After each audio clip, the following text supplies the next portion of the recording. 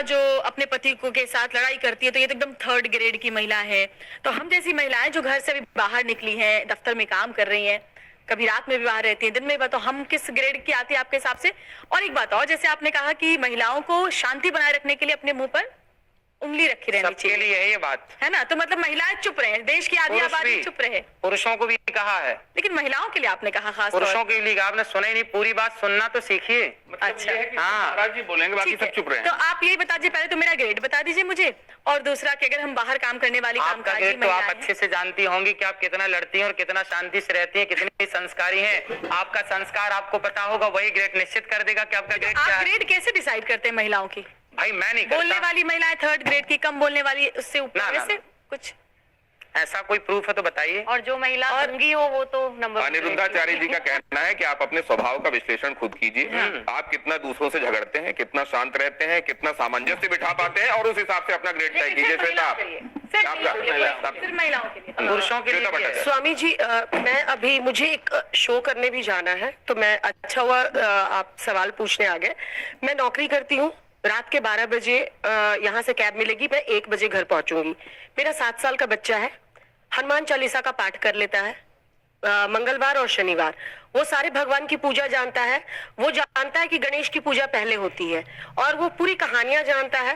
वो अपने माँ बाप की भी इज्जत करता है, और यहाँ बैठे किसी को भी वंदे मातरम पूरा नहीं याद होगा। मेरा बेटा पूरा संस्कृत में वो याद रखा है। आपने कहा नौकरी करना ही नहीं चाहिए महिलाओं को, क्योंकि उन्हें घर कैसे संभालेंगे, संस्कार कैसे देंगे, आप डिसाइड करेंगे। सर, आपका एक बड़ा तबका है जो आपको फॉलो करता है, आप उनको, मतलब मेरी जैसी महिलाएं तो बिल्कुल, आपका वो वीडियो देख के मुझे तो उदास हो जाना चाहिए कि मैं अपने बच्चे को क्या सीख दे पाऊं। जवाब ले लीजिए। आप बताइए सर कि पूरी बातें सुनते नहीं। नहीं, मैंने पूरी बातें सुनी सर, मैंने पूरी बातें सुनी। आपने कहा महिलाओं को नौकरी क्यों करना, पुरुष कमाए। ना ऐसा नहीं बोला कि महिलाओं को नौकरी क्या करना। आप दिखा दीजिए वीडियो है मेरे, दिखा दीजिए वीडियो है, दिखा दीजिए। मैंने भी बोला प्रमाण लेकर बात करती हूँ सर।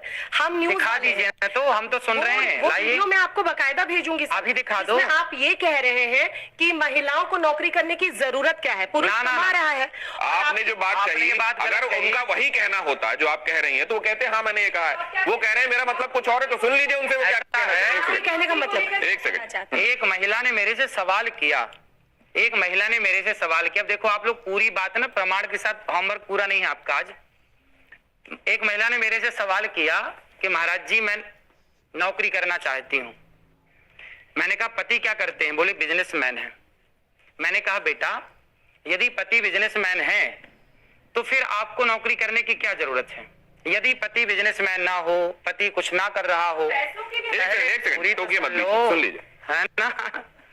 पहला उसने कहा कि पति बिजनेसमैन ने कहा कि यदि बिजनेसमैन है तो आपको जरूरत नहीं है। यदि आपके पति बिजनेसमैन नहीं है, कुछ काम धाम नहीं चल रहा है, तब आप करो। इस स्थिति में आप बिल्कुल करो काम, ये बात थी उसमें। आप खूब काम करिए, लेकिन तब काम करिए जब घर में कोई और ना हो काम करने वाला।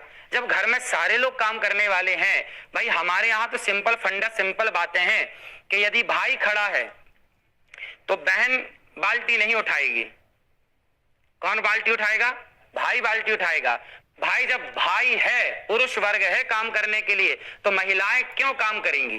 ये तो आपकी भलाई के लिए है। अगर आपको करना है तो मैं हाथ पकड़ने नहीं आऊंगा। उसमें ये बात कही गई है कि आपको आवश्यकता है, मान लीजिए तो काम करिए। मान लीजिए आपके जो फॉलोअर्स हैं उनमें से किसी महिला के मन में ये भाव जागृत होता है कि वो काम करे और पति बिजनेसमैन है, तो पति आपका हवाला देके रोक देगा, देखो उन्होंने कहा है तुम काम करना चाह रही हो। आज ना बड़े बड़े पद पर जितने लोग हैं, वो काम करने वाले जो बड़े पद पर हैं, वो ये चाहते हैं कि मैं ऐसी पत्नी लाऊं, ऐसी लड़की से विवाह करूं। ये मैं एक सोच की बात कर रहा हूं, है ना। अब इसका ये विचारधारा है, ये मेरी पर्सनल विचारधारा नहीं है, मैंने सुनी है, लोगों से मैंने बात की तो पता लगा। तो लोगों ने कहा कि जो अच्छे फील्ड में है, IAS IPS कलेक्टर लेवल के जो लोग हैं, वो ऐसी लड़की से ब्याह करना पसंद करते हैं। अधिक आप कह सकते हैं 85%, कि जो लड़की पारिवारिक हो। पारिवारिक मीन्स घर का काम संभाले, घर का काम करे, वो पति आए तो वो